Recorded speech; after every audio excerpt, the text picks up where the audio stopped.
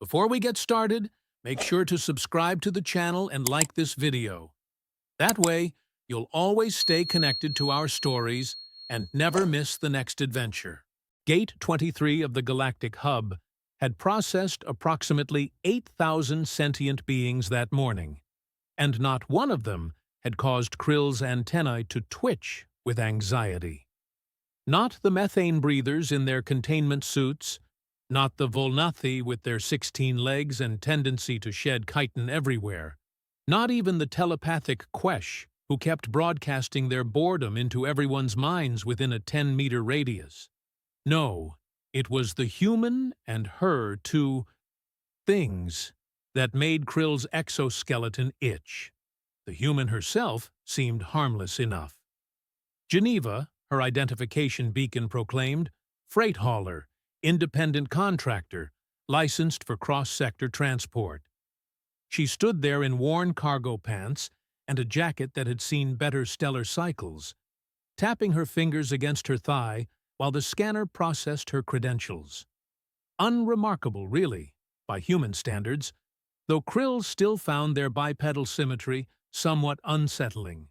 It was the creatures flanking her that made his secondary eyes focus and refocus, trying to reconcile what his sensors were telling him.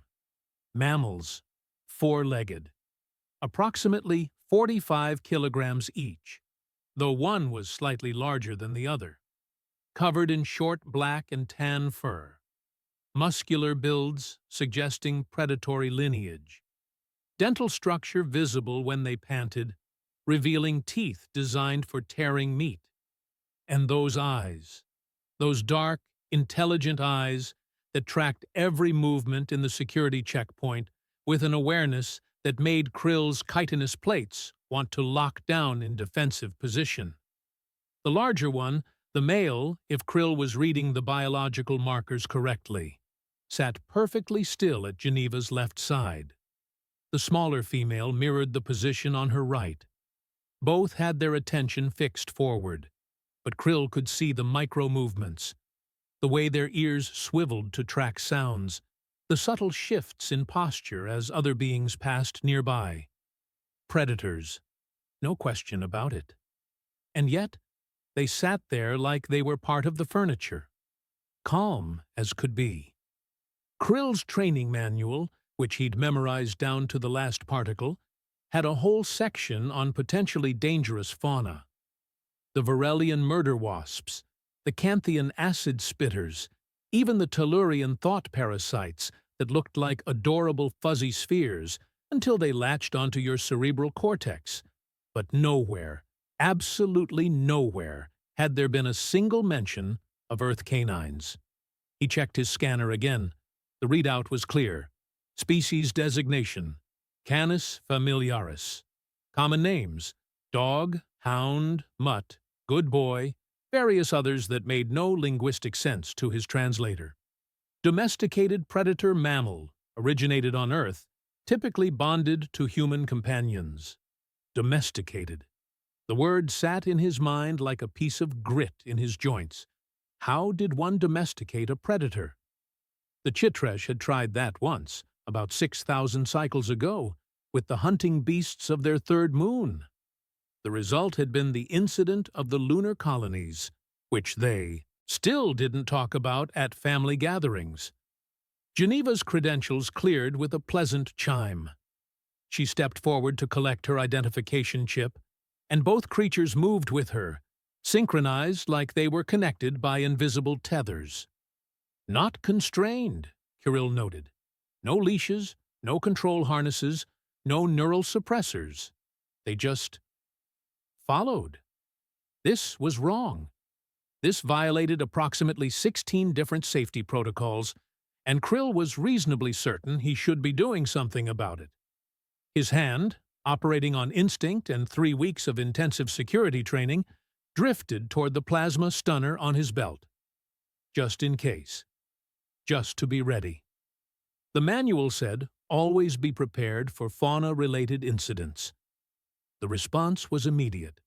Both creatures' heads snapped toward him, their bodies going rigid. The sound that emerged from their throats started low, almost subsonic, a rumbling that Krill felt in his exoskeleton before he heard it with his auditory receptors. It was a warning, primal and unmistakable, the kind of sound that bypassed the thinking parts of his brain and went straight to the ancient clusters of neurons that screamed danger, predator, run. The rumbling escalated, lips curled back, revealing those teeth in high definition. Hackles rose along their spines, making them look larger, more threatening. The male took a half-step forward, positioning himself between Krill and Geneva. The female shifted to cover the other angle. Krill's hand froze. Every instinct told him to either complete the draw or back away. But he was locked in place, suddenly very aware that he was a relatively small insectoid, facing down two creatures that evolution had designed for hunting things much larger than himself. Geneva, to her credit, didn't even look alarmed. She glanced down at her companions, then over at Krill, and her expression was something between amusement and exasperation. "Brutus, Maxine, easy," she said, her voice calm but firm. The creature's growling didn't stop, but it decreased in volume by approximately 20%. Their eyes never left Krill. "Officer," Geneva said, and now she was looking directly at him. "You might want to move your hand away from your weapon." Krill's translator implant helpfully informed him that his mandibles were clicking in distress, a chitresh tell that he'd been trying to suppress since academy training. Why are they making that sound? Did I threaten them? I didn't threaten them. I haven't moved. I haven't done anything." Geneva tilted her head. And was that a smile? That looked like a human smile, which could mean anything from genuine pleasure to imminent violence, depending on the context. "You're reaching for your gun," she said simply. "I'm not reaching, I'm just—" Krill looked down at his hand, which was indeed hovering about 5 centimeters from his stunner's grip. "I'm being cautious. Safety protocols. Standard procedure for potentially dangerous fauna." "And Brutus and Maxine are being cautious, too," Geneva replied, still in that maddeningly calm tone. "They see a stranger reaching for a weapon while they're near me. From their perspective, you're the potentially dangerous one." This logic made Krill's brain hurt.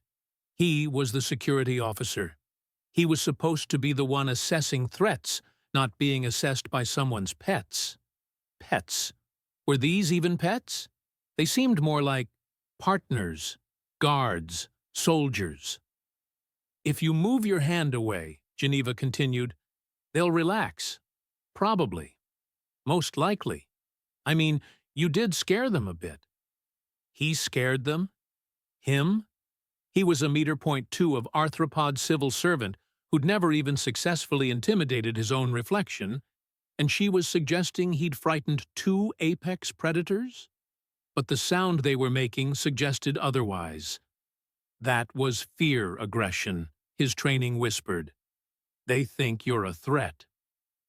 Slowly, carefully, Krill moved his hand away from his belt and raised both limbs in what he hoped was a universal gesture of non-aggression. His people did it, humans did it, even the Volnathi managed something similar with their forwardmost legs. The change was instantaneous. The growling stopped. The hackles lowered. Both creatures relaxed back into sitting positions, though their eyes still tracked him with unnerving focus. The male, Brutus apparently, yawned, which displayed every single one of those impressive teeth before his mouth closed again, in what might have been a perfectly friendly expression if Krill's survival instincts hadn't been screaming at him. "Good boys," Geneva murmured, reaching down to scratch behind their ears. Their eyes half closed in evident pleasure, and, honest to stars, they looked almost cute like that. Almost. If you ignored the whole designed-to-kill-things aspect of their biology. What? Krill said, his voice coming out higher than he'd intended. Are those? Dogs, Geneva said, like that explained anything. Brutus and Maxine. Rottweilers, specifically. They're with me. Yes, I can see they're with you. But why are they with you? Why are there predators in my security checkpoint? Why are they not in containment? Why are they… Krill. The voice came from behind him, deep and resonant, and Krill nearly jumped out of his exoskeleton. He spun to find Felmara standing there, all 2 meters of her amphibily bulk, her skin the color of a calm sea, her eyes large and knowing. She'd been his supervisor for exactly 19 days, and in that time, Krill had learned that very little surprised her. She was looking at the dogs with interest, not fear. Stand down. They're cleared. Cleared? Senior officer, these are… Dogs, Felmara said. And was that amusement in her voice? Yes, we've had humans bring them through before. They're harmless. Krill looked at Brutus and Maxine, who were now watching this exchange with what he could only describe as polite interest. Harmless. Those things.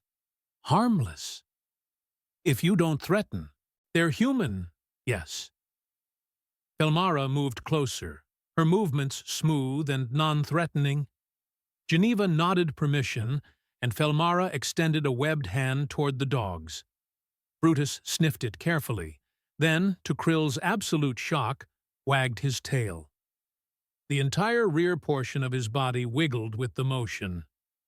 They're pack animals, Felmara explained, scratching under Brutus's chin while Maxine waited her turn.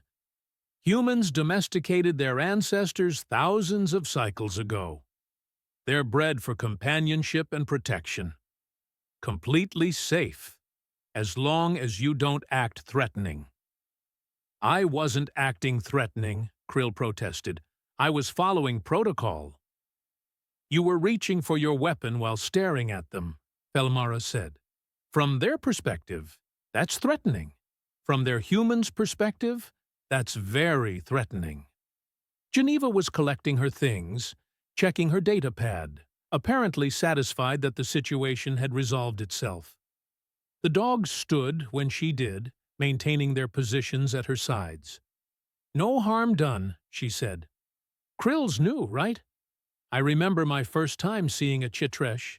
Nearly jumped out of my skin. All those legs and the eyes and the… She made a clicking sound with her tongue. No offense.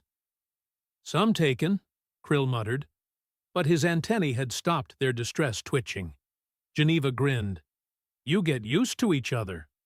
That's what the hub's all about, right? Besides, once you know what you're looking at, dogs are pretty straightforward. They're loyal, protective, and they love their humans more than anything in the galaxy. That's it. That's the whole species in 3 sentences. She started to walk past, and the dogs moved with her, their attention already shifting to the corridor ahead, to whatever came next on their human's agenda. But Maxine glanced back at Krill once, and for just a moment, he could have sworn she looked smug. Felmara watched them go, then turned to Krill. You'll write an incident report? Is there an incident to report? New officer nearly gets himself growled at by domesticated Earth fauna because he doesn't understand cross-species behavioral cues? Yes, I'd say that's worth documenting. Educational purposes. Krill's mandibles clicked in what might have been a sigh. Yes, senior officer. As Felmara moved away to check on another security station, Krill pulled up his datapad and started typing. Incident report. Gate 23. Subject. Apparent miscommunication with human companion animals. Species Canis familiaris. He paused, then added, Note to self. Research Earth domestication practices. Understand why humans travel with predators that could theoretically eat them, but instead protect them. And in smaller text, where no one else would see. Also, research why said predators are more perceptive about threat assessment than trained security officers. The morning shift had 9 more hours to go, and Krill had a feeling this wouldn't be the last time the galactic hub's assumptions about species interaction got turned on their head. Humans had only been part of the galactic community for 20 cycles, and they kept bringing surprises. Usually, those surprises had 4 legs and an alarming number of teeth. The summons arrived 3 hours after Geneva had docked her ship and started unloading cargo. Official council letterhead, which was never a good sign, and a request, polite but firm, that she appear before the station governance committee at her earliest convenience. In bureaucratic language, earliest convenience meant immediately, and request meant you don't have a choice. Geneva looked down at Brutus and Maxine, who were sprawled on the deck of her cargo bay, enjoying the temperature-controlled environment after months in the ship's smaller living quarters. "Well, kids, looks like we made an impression." Brutus lifted his head, ears perked. Maxine yawned, showing zero concern for galactic politics. The hearing room was designed to accommodate multiple species, which meant it was slightly uncomfortable for everyone. The ceiling was too high for most beings, too low for the Volnathi. The atmosphere was a compromise mix that smelled faintly of sulfur and ozone. The seating was adjustable, which just meant it was wrong in new and interesting ways no matter how you configured it. Geneva walked in with Brutus and Maxine at her sides, and the effect on the assembled council members was immediate and gratifying. The Lombeck's representative, a reptilian being whose scales shimmered in colors that Geneva's translator couldn't quite process, physically recoiled. The Wandrel, who resembled nothing so much as an ornate crystal formation given mobility and consciousness, flickered with what might have been alarm. And Neasha, the floating entity whose form was more suggestion than substance, actually backed up, which was impressive given they didn't have legs. "Captain Geneva," the Lombeck said, his voice carrying the harmonics that his species used for emphasis. "You were requested to appear before the council, not them." "They're with me," Geneva said, settling into a seat designed for beings with 3 joints in their legs instead of 2. Brutus and Maxine immediately sat on either side of her chair, attentive and calm. "Where I go, they go. Non-negotiable." "That," Wandrel said, his voice like wind chimes made of diamonds, "is precisely the issue we wish to address." Oh, this was going to be fun. Geneva could already tell. She leaned back in the chair, or tried to, the alien ergonomics making it more of an awkward slouch. "Let me guess. Someone filed a complaint about my dogs." 17 beings filed complaints, Lombeck said, pulling up a holographic display. 17 separate incidents of your creatures displaying aggressive behavior in public spaces. Aggressive? Brutus and Maxine? Geneva looked down at them. Maxine was licking her paw. Brutus was watching the council with polite interest, his tail making small, sweeping motions on the floor. "These two? You're joking."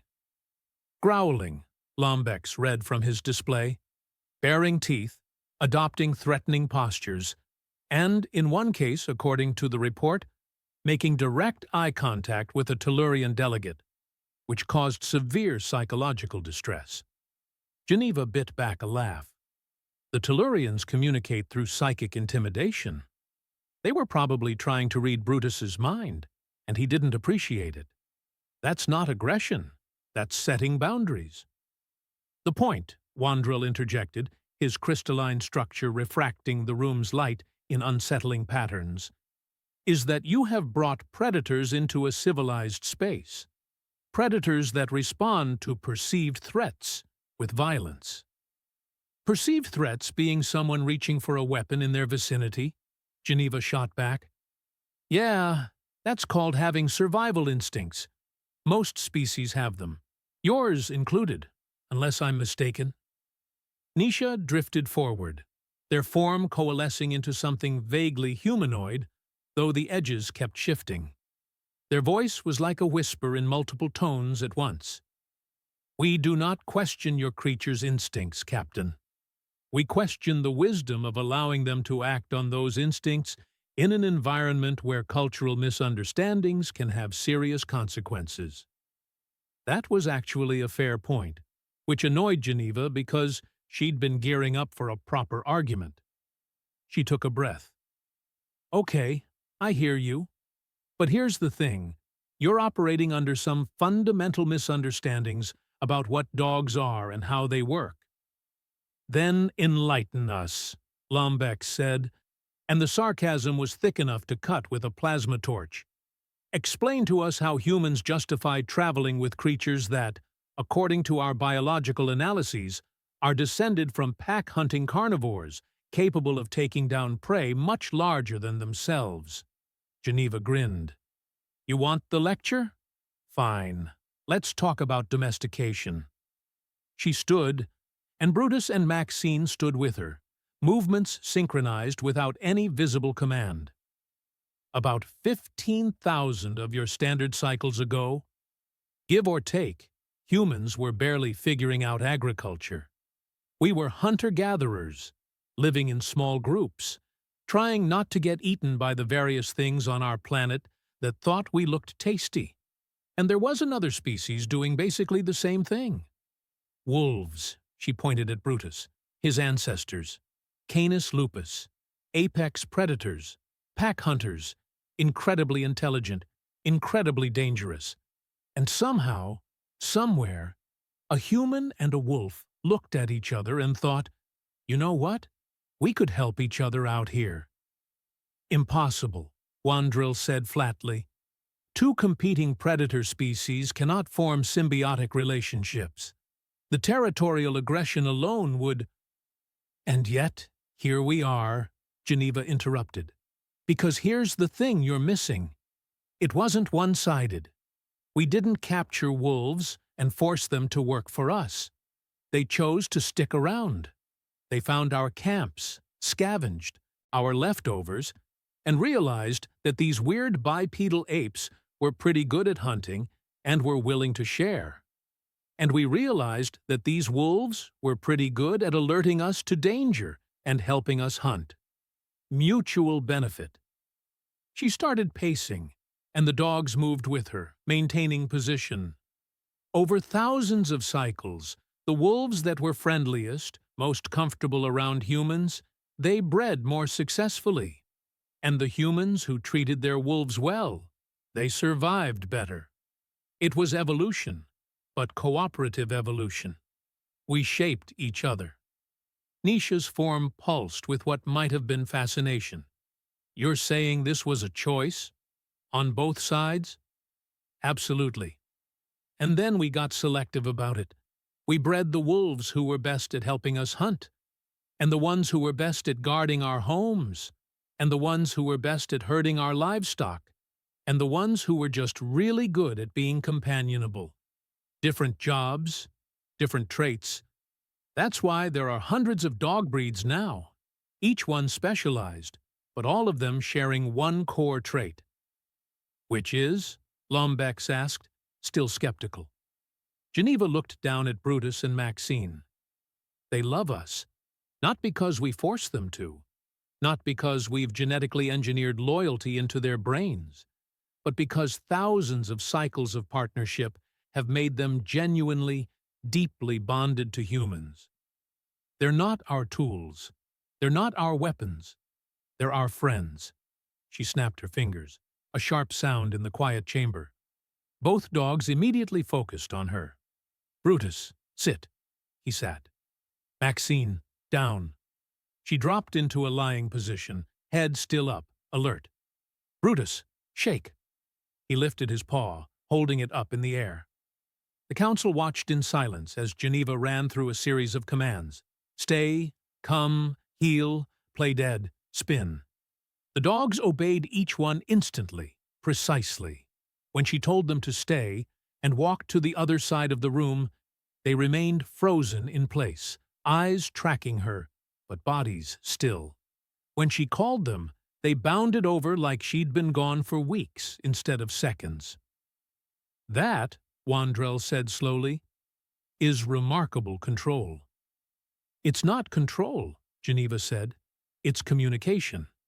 They're not obeying me because they're afraid of punishment. Watch.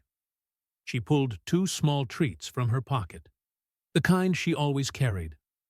Brutus, Maxine, here.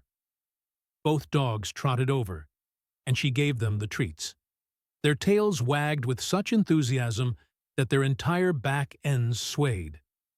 They obey because it makes me happy, and making me happy makes them happy. That's the bond.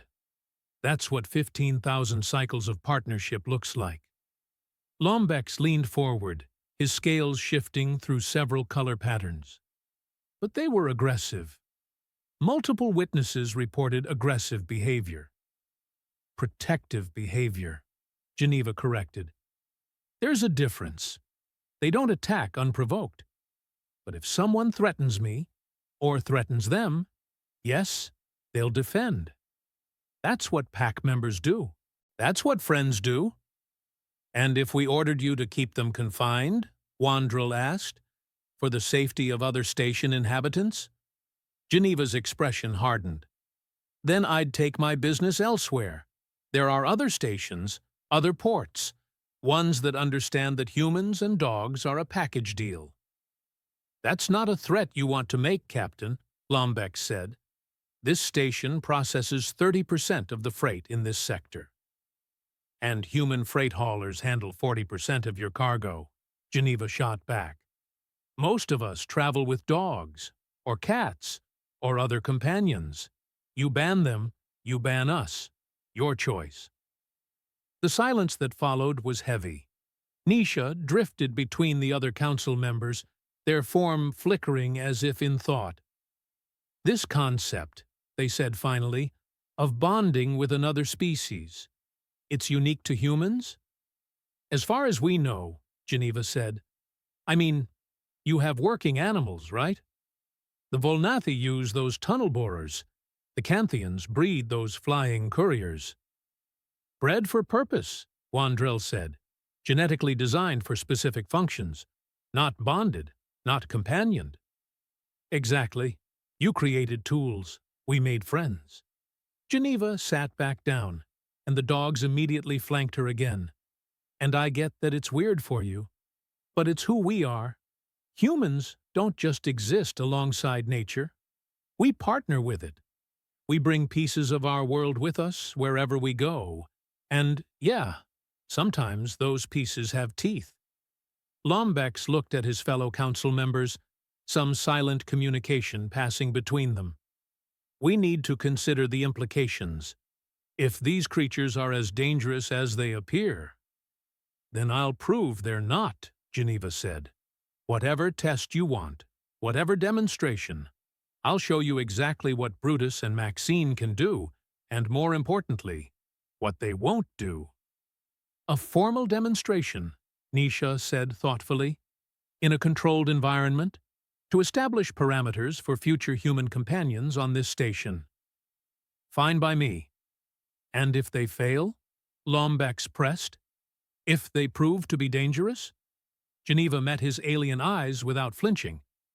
They won't. But if somehow they did, which they won't, I'd leave. Like I said, non-negotiable. Wandrell's crystalline structure pulsed. Very well.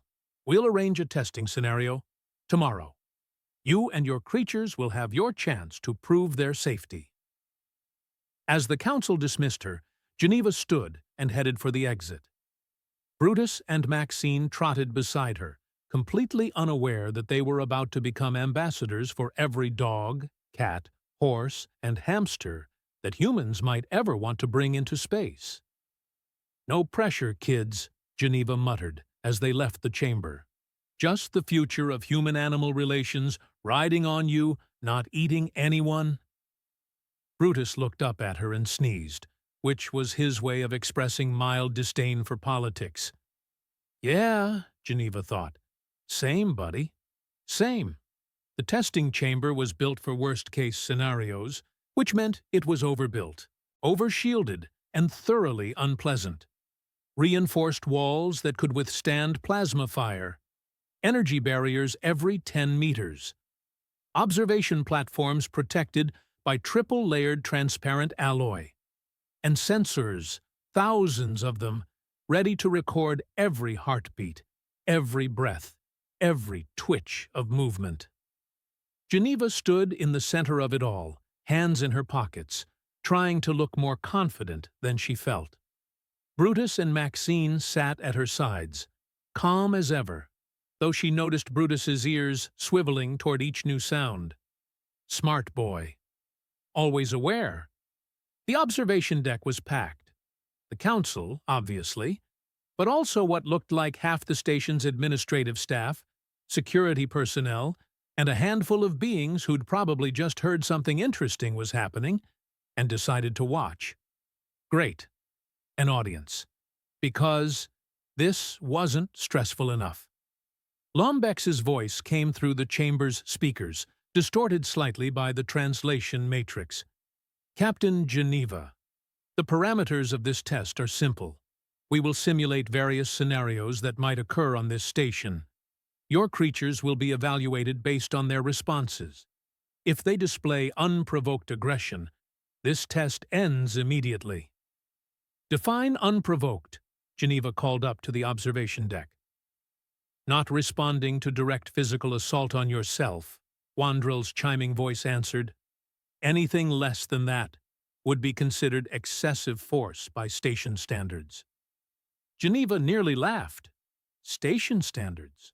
Sure, because every species here followed the same rules about personal space and threat assessment. The Tellurians literally communicated through low-level psychic assault, and that was considered polite conversation. Fine, she said. Bring it on. The first scenario was almost insulting in its simplicity. A doorway opened at the far end of the chamber, and 3 beings walked in, mixed species, all wearing security uniforms. They approached slowly, hands visible, no weapons drawn.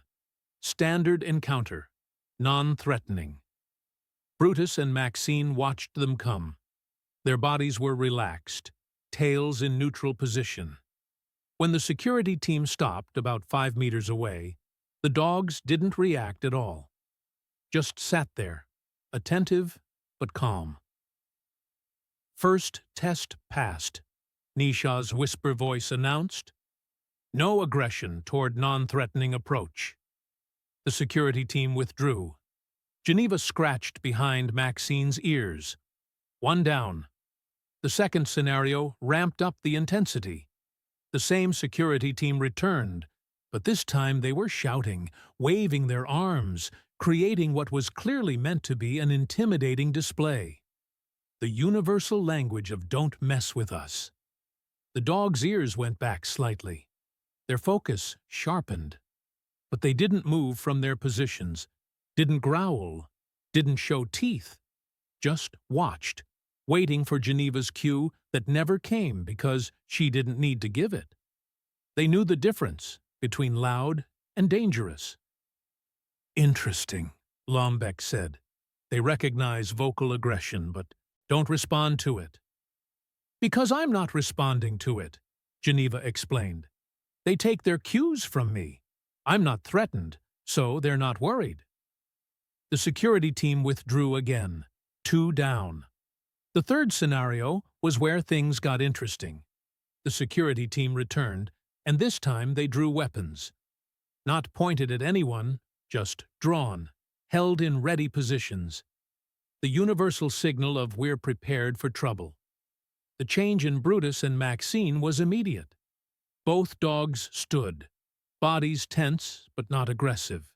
Their attention locked onto the weapons, tracking them with laser focus. A low rumble started in Brutus's chest, not quite a growl, more like a warning hum. Maxine's hackles started to rise, just slightly. "Stand down, both of you," Geneva said, her voice firm but not harsh. The rumble stopped. The hackles lowered, But both dogs remained standing, alert, ready. They'd obeyed, but they hadn't relaxed. Because the threat was still present, weapons still drawn, and some instincts went deeper than training. "They're responding to the weapons," Wandrell observed, "even without hostile intent." "Because weapons mean potential danger," Geneva said. "They're not stupid. They know what those are. But notice, they're not attacking. They're just aware." The security team holstered their weapons. Immediately, both dogs sat back down, tension draining from their postures. The change was so fast, so complete, that Geneva heard several beings in the observation deck make sounds of surprise. "Remarkable response time," Nisha said. "Threat assessment and de-escalation in under 2 seconds. 3 down. And now for the big one." Lombex's voice carried a note of something. Anticipation, maybe, or concern. "Final scenario, Captain. A direct threat. We need to see how they respond to actual danger to your person." Geneva took a breath. "Okay. But I'm telling you now, whoever you're sending in needs to be wearing full protective gear. I'm serious. Don't send anyone in here without armor." "Already arranged," Lombex said. The door opened again, and Felmara walked in. The Amphibole security officer was encased in what looked like enough padding and armor to stop a small meteor. She moved awkwardly under the weight, but her voice was clear through the suit's speakers. "Captain Geneva, no hard feelings about this, right?" "None at all," Geneva said. "You volunteered?" "Seemed safer than sending someone who doesn't know what they're doing." Felmara positioned herself about 8 meters away. "On your signal, Council." Geneva knelt down, putting herself at eye level with Brutus and Maxine. "Listen to me, both of you. This is a friend. She's going to pretend to attack me. But it's not real. I need you to stop her. But I need you to do it right. Gentle as you can, okay?" Brutus licked her face, which was his way of saying he understood approximately nothing of what she'd just said, but he loved her anyway. Maxine just stared at Felmara with those dark, calculating eyes. Geneva stood and took a few steps away from the dogs, giving them room to work. "Ready when you are," Felmara charged. For someone in that much armor, she moved fast. Geneva had maybe 2 seconds to process the sight of an armored amphibole bearing down on her before everything happened at once. Brutus moved like he'd been fired from a cannon. One moment he was sitting beside Geneva, the next he was airborne, all 45 kilograms of muscle and momentum aimed at Felmara's center mass. The impact sounded like someone dropping a bag of wet sand from a height. Felmara went down, hard, and Brutus was on her immediately, jaws closing on the padded arm she'd instinctively raised to protect herself. He didn't bite through. The armor held, and more importantly, Brutus wasn't trying to bite through. His jaws were locked on the padding, holding, controlling, but not tearing. A threat display, not an execution. Maxine hadn't gone for the tackle. She'd gone for position.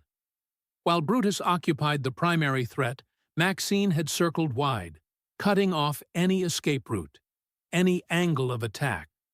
If Felmara had been trying to run, Maxine would have been there. If she'd had backup, Maxine would have intercepted. Pack tactics, honed over thousands of cycles of hunting prey that could fight back. Felmara lay on the ground, arm held firmly in Brutus's jaws, Maxine standing over her in a position that made it very clear that movement would be unwise. The whole thing had taken less than 3 seconds. The observation deck was silent. Geneva walked over slowly, hands visible. "Brutus, off. Maxine, here." Brutus released immediately, stepping back but keeping his eyes on Felmara. Maxine trotted to Geneva's side, tail wagging slightly now that the job was done. Both dogs looked up at her with expressions that clearly said, "Did we do good?" Good kids, Geneva said softly, pulling out treats. Very good kids. Felmara sat up, checking her armor. They pulled the bite. I felt pressure, but no penetration. That level of control, under combat conditions, that's better than most trained security forces. They're not trying to kill, Geneva explained, helping Felmara to her feet. They're trying to stop. There's a difference. Rottweilers were bred to control cattle, animals much bigger than they are. They learn to hold and manage, not maul. From the observation deck, Wandrell's voice was thoughtful.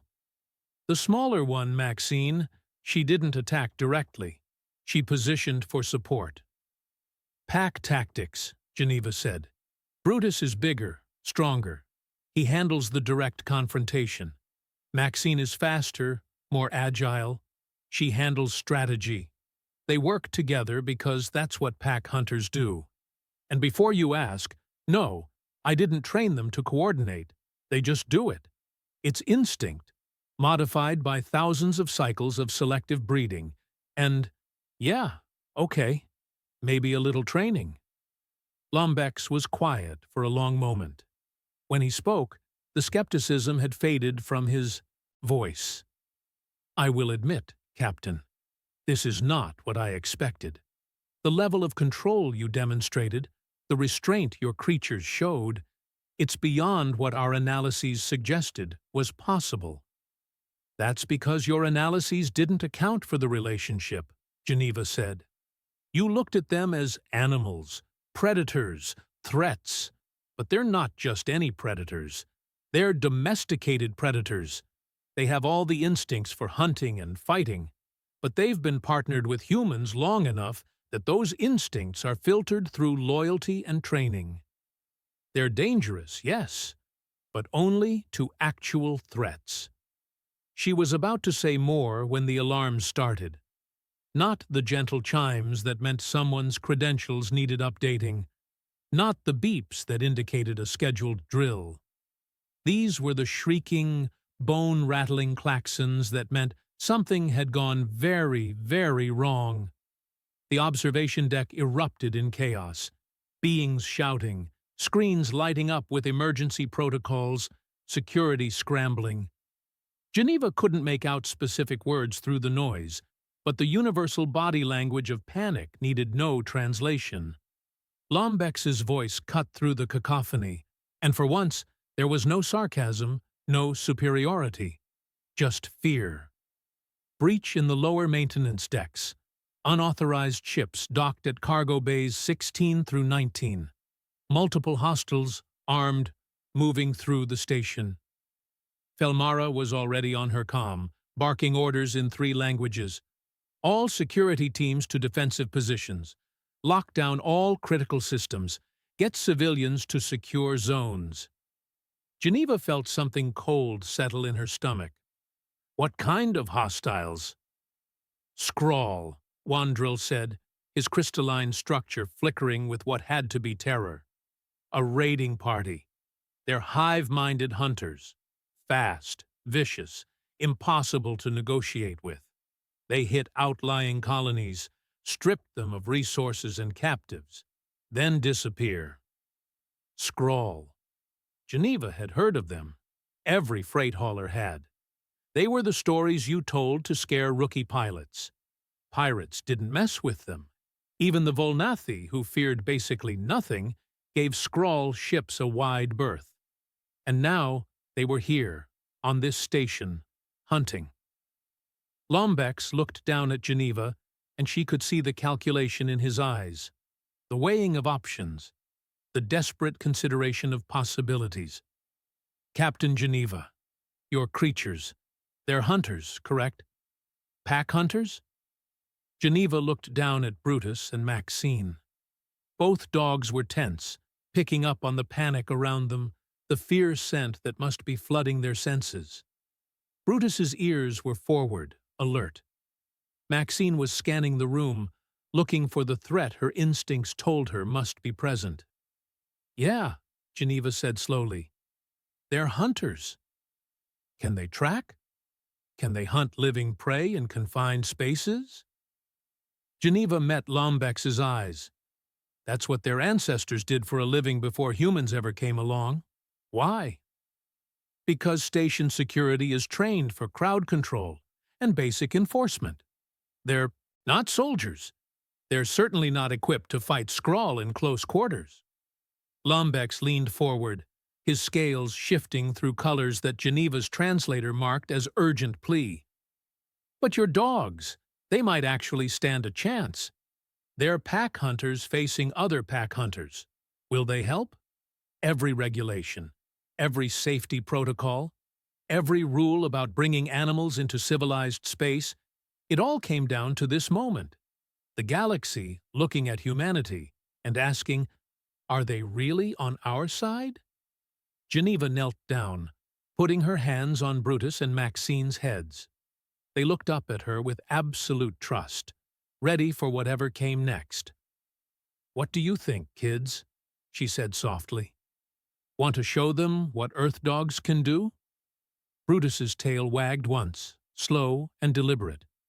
Maxine licked her chops, a nervous gesture that meant she was ready to work. Geneva stood and looked up at the observation deck. "Get me a security team. Get me a comm unit. And get me to those lower decks." She paused, then added with a grim smile, "And someone find me a weapon. Because where my dogs go, I go." The observation deck exploded into action. Felmara was already out of the testing chamber, shouting orders. Emergency protocols were overriding test procedures. The doors unlocked with a hiss of releasing pressure seals. And Geneva, with Brutus and Maxine at her sides, walked toward whatever came next. Because that's what humans did. That's what dogs did. When the pack was threatened, you didn't hide. You didn't run.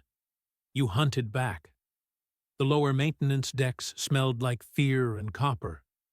Geneva moved through the corridors with a borrowed plasma rifle and 2 Rottweilers who suddenly looked less like pets and more like what they actually were. Weapons evolution had spent millennia perfecting. The security team behind her, 6 beings from 4 different species, kept their distance from Brutus and Maxine. Smart. The dogs were working now, noses to the ground, tracking scents that Geneva's merely human senses couldn't detect. Every few meters, Brutus would pause, sniff, then adjust their heading. Maxine ranged ahead slightly, checking corners, clearing spaces with the efficiency of a trained scout. Which, Geneva supposed, she basically was. "Contact," Felmara whispered through the comm. 3 corridors ahead. 4 Skrull, maybe 5. They've cornered a group of maintenance workers. Geneva looked down at her dogs. "Find them." Brutus took off, not running, loping, conserving energy like his wolf ancestors had when tracking prey across tundra. Maxine stayed with Geneva, protective instinct overriding hunting drive. Good girl. Always thinking. The sounds reached them first, clicking, chittering noises that set Geneva's teeth on edge, then screaming, the universal language of terror. Then they rounded the corner, and Geneva saw them. Skrull were built like nightmares designed by committee. 6 legs, chitinous armor, mandibles that could shear through flesh and bone. They moved in coordinated patterns, hive-minded, each one an extension of a collective intelligence. 4 of them had a group of 8 workers backed against a bulkhead. 1 was advancing, mandibles spread wide. "Now," Geneva said. Brutus hit the nearest Skrull from the side, 60 pounds of Earth predator colliding with alien hunter. The Skrull went down, legs scrambling for purchase. Maxine was already moving, circling wide, cutting off the others from supporting their fallen companion. The remaining Skrull turned, reassessing. New threats. Dangerous threats. The hive mind calculated, processed, decided. They attacked. What happened next was poetry written in violence. Brutus and Maxine moved like they were reading each other's minds. When Brutus engaged one Skrull head-on, Maxine flanked another. When a third tried to circle around, both dogs shifted position, maintaining the advantage. They weren't just fighting. They were herding, controlling space and movement, forcing the Skrull into positions where Geneva's security team could take them down. One Skrull broke free, mandibles reaching for Brutus's throat. Geneva fired without thinking. The plasma bolt took its center mass. It crumpled. Another tried to flee down a side passage. Maxine was there first, blocking, growling, backing it into Felmara's line of fire. The last Skrull tried to climb the walls, using its 6 legs for vertical escape. Brutus simply waited at the bottom, patient as stone, until gravity and desperation brought it back down within reach. 3 minutes. That's how long the fight lasted. 3 minutes, and the corridor was clear. The Skrull either dead or retreating deeper into the maintenance decks. The rescued workers stared at Geneva and her dogs with expressions that mixed gratitude and absolute confusion. One of them, a Volnathi, clicked something in its native language that Geneva's translator rendered as, "What are those things?" "Dogs," Geneva said, checking Brutus for injuries. A shallow cut on his shoulder, already clotting. Maxine was limping slightly, favoring her back leg, but nothing broken. "Just dogs." Felmara approached, her weapon still raised, covering the corridor. "We need to clear the rest of the deck. There could be dozens more." Geneva looked at Brutus and Maxine. Both were panting, tired but alert, ready to keep going. Because that's what dogs did. They worked until the job was done, or they couldn't work anymore. Loyalty measured in sweat and blood, and unconditional service. "Then let's go hunting," Geneva said. They cleared 5 more sections, found 3 more groups of Skrull. Each fight went the same way. The dogs located them, controlled them, and the security team neutralized them. By the time they reached the docked Skrull ships, the raiders were already retreating, their hive mind calculating that this station, this prey, wasn't worth the cost. Geneva watched them undock through a viewport, Brutus and Maxine sitting beside her, exhausted, but victorious. Maxine's leg was properly bandaged now, courtesy of a medic who'd been absolutely terrified to get close enough to treat her. Brutus had his cut sealed, and was mostly interested in the treats Geneva kept producing from her seemingly endless supply. "You know what you've done, right?" Felmara said, standing beside her. "The Council just watched 2 Earth animals drive off a Skrull raiding party. Every species on this station is going to be re-evaluating their assumptions about humans." Geneva scratched behind Brutus's ears. "Good. Maybe they'll stop filing complaints about my dogs." "Your dogs," Felmara said with what might have been a laugh, "just became the most famous animals in this sector. Probably the entire galaxy." Geneva looked down at them. Brutus was falling asleep on his feet. Maxine was leaning against her leg, seeking comfort after the violence. They weren't thinking about fame or politics or interspecies relations. They were thinking about rest, food, and whether their human was safe and happy. That's what 15,000 cycles of partnership looked like. That's what love looked like. "Come on, kids," Geneva said softly. "Let's go home." They stood, stretched, and followed her down the corridor, away from the chaos and toward whatever came next. Together.